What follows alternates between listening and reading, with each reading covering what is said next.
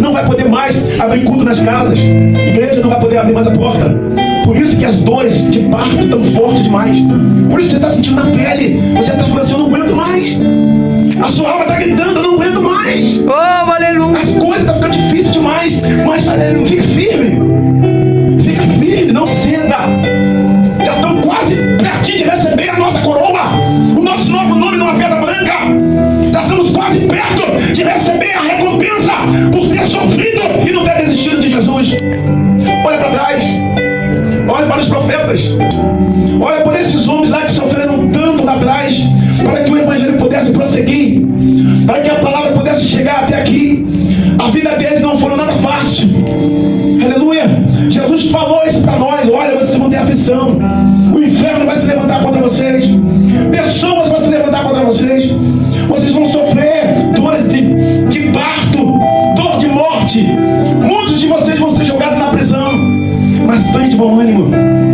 Tenha de bom ânimo, porque eu venci. Aleluia. Olha o que Jesus passou. Jesus não tinha necessidade de passar aquilo que ele passou. Não. Primeiro vieram os profetas. Deus enviou os profetas primeiro. Os profetas foram mortos. Foram mortos à espada. Os profetas foram mortos na fogueira. Enquanto Nero queimava os crentes, ele ouvia música sacra dentro do seu palácio. Estava se deliciando com as mortes dos cristãos. Meu Senhor. Isso não é de hoje. A ira do diabo é que nós anunciamos o nome do Senhor. A perseguição do diabo sobre a igreja não tem nada a ver comigo e com você. Tem tudo a ver com Deus. Porque ele tentou sentar no trono de Deus lá em cima e foi banido do céu. E hoje ele está aqui na terra perturbando o meu juízo e o seu. Mas para ele não tem mais jeito, ele já está condenado. Só falta chegar um dia de Jesus voltar os 7 anos da tribulação e ele vai ser julgado e condenado. Mas Jesus está falando, tem de bom ânimo, espera mais um pouco. Oh, aleluia. Não ceda agora, porque pode ser que você volte, não aguente a pressão e Jesus toca a trombeta. Porque depois que a igreja foi embora, não tem mais para onde correr. Não tem mais. Salvação vai ser remota. O anticristo vai tomar conta da terra. E vós, quem diz que eu sou? Jesus está falando para você. E vós, quem dizes que eu sou? Você pode estar se perguntando, mas é o Cristo, o Filho de Deus. Aqui Jesus sai do coletivo e vai para o pessoal. E vós, quem dizes que eu sou? Não basta saber o que a igreja diz. Não basta repetir o que os pais creram. Não basta viver de tradição religiosa. Você tem que viver o pessoal com Jesus.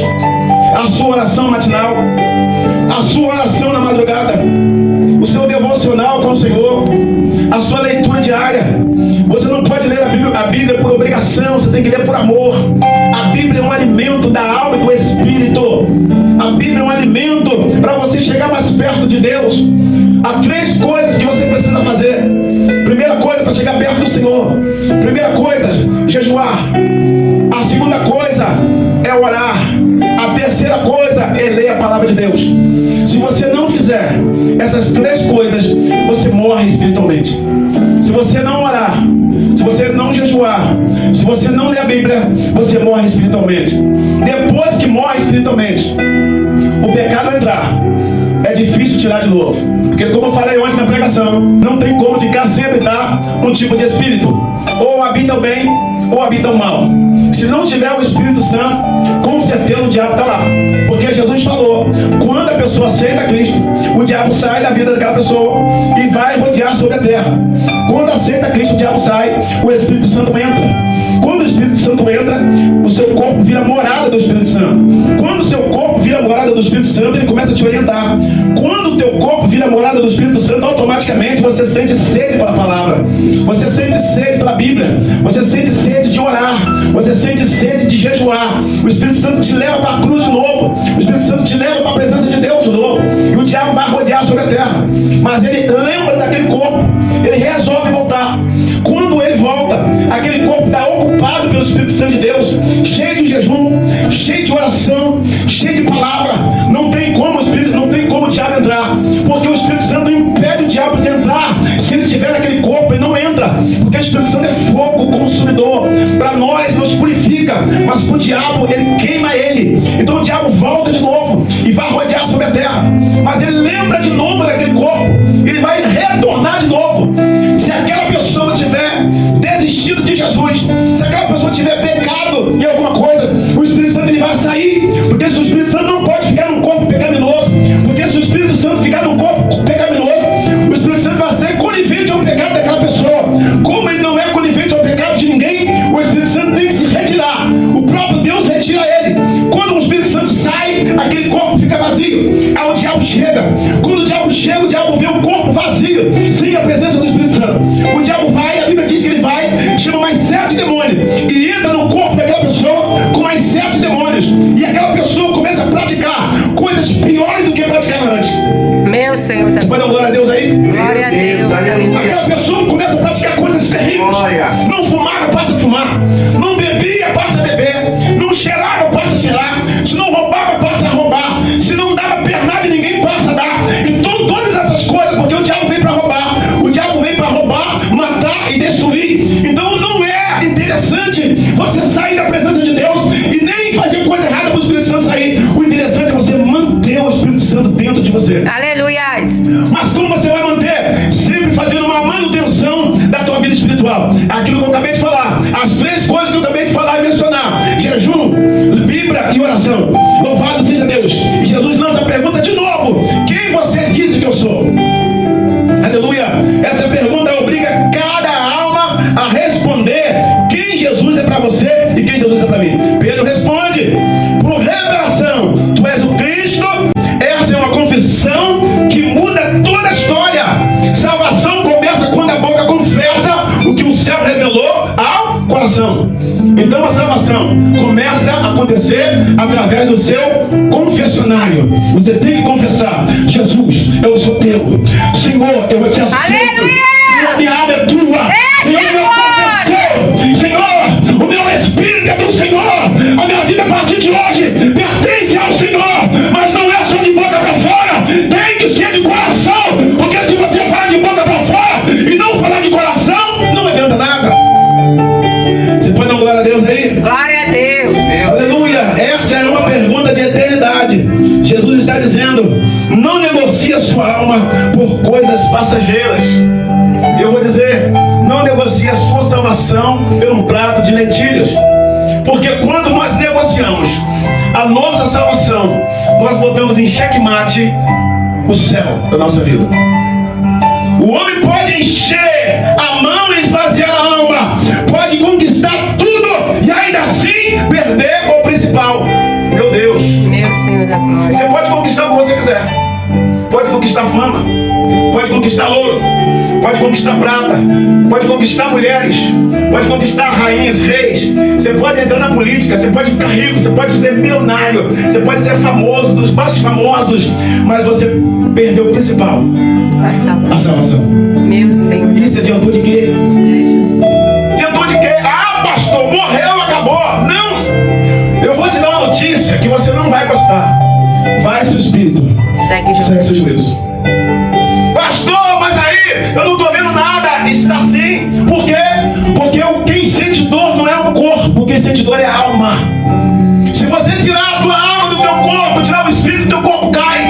Porque a alma ela vai se emocionar. A alma que chora, a alma só usa um corpo só. Mas a alma que chora, a alma que grita, a alma que se emociona, a alma que vai buscar o Senhor, ela que ora. Se tirar o corpo, já era. Louvado seja Deus. Então a alma, tudo que faz essas coisas, ela, aleluia, glória a Deus. Um homem pode encher a mão e esvaziar a alma, pode conquistar tudo e ainda assim perder o principal, que é a salvação. Que adianta você ganhar o mundo inteiro e perder a sua alma? Aí você vai dizer: poxa, eu poderia fazer ao contrário, tudo certo, mas eu não fiz. Louvado seja Deus. O rico e o Lázaro. O rico foi lá para o Hades, Lázaro foi para o seio de Abraão. E quando o rico estava lá, conquistou tudo aqui em cima. Conquistou ouro, conquistou prata, conquistou tudo. Mas aí quando ele morreu, ele pensou que ia herdar lá embaixo. Pensou que ia herdar em outra vida.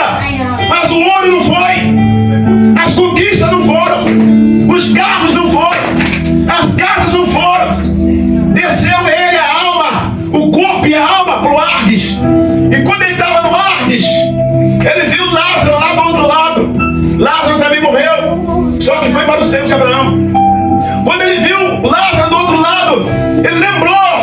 que ele tinha feito. Ele negou aquilo que poderia dar. Lázaro era crente, embora a Bíblia diz, quando Jesus falou sobre Lázaro, Jesus falou que Lázaro era um homem pobre, aleluia, mas cheio do temor de Deus, cheio do temor do Espírito Santo. E Lázaro morre, vai para o seio de Abraão. Quando o rico vê Lázaro do outro lado, ele pede para o pai Abraão, para Lázaro molhar a ponta do seu dedo na água e atravessar, para colocar sobre a sua boca e refrescar a sua língua, porque ele estava em chamas. O pai Abraão fala: não podemos fazer, não posso fazer isso, porque há um grande abismo no meio. Quem está do lado de cá não pode passar para o lado de lá. E o rico diz, o rico estava ardendo em chamas, porque ele não aceitou Jesus. Ele não quis se render aos pés do Senhor. Achou que a prata, que o ouro ia levar ele para a glória. E o rico fala: mestre, pai Abraão, deixa que eu vou até lá em cima, anunciar para os meus parentes, para os meus amigos, para não seguir o mesmo caminho que eu segui. Deixa que eu vou anunciar para os meus pais, para os meus irmãos, para não seguir o mesmo caminho que eu segui, que eu estava errado. Eu vim para o ar, eu vim para o fogo, eu vim para o inferno, estou queimando, estou ardendo em chamas. O pai Abraão fala: também não posso. Por quê? Porque lá tem os meus profetas, lá tem os meus mensageiros, tem os pastores anunciando a minha palavra. Você já teve o seu tempo. O seu tempo foi um tempo determinado que você poderia ter feito tudo certo, mas você não quis fazer. Não tem como voltar, porque se eles não acreditam nos vivos, que dirá os mortos como vão acreditar? Não pode subir. Jesus está falando para nós: o tempo é agora. Embora no sofrimento, mas nós temos que continuar adorando. Embora sofrendo, nós temos que continuar adorando. Aleluia, porque Deus nos chamou, não foi simplesmente para tomar suco de laranja e comer pizza e Coca-Cola, não. Nos chamou para uma grande obra. Deus nos chamou para enfrentar Satanás, para enfrentar o mundo, para enfrentar problemas, entrar no deserto. É assim que a cruz, quando Jesus enfrentou a cruz não deu moleza para Jesus, não. E Jesus também não correu dela. Jesus falou: eu tenho que ir, sai de reto, Satanás, eu vou ter que passar. Não vai se cumprir a vontade do meu Pai. Tem de bom ânimo, porque eu venci o mundo e vós vencerás também. Glória a Deus. A quarta se diz assim, ó: que dará o homem em recompensa da sua alma. Mateus capítulo 16, verso 26.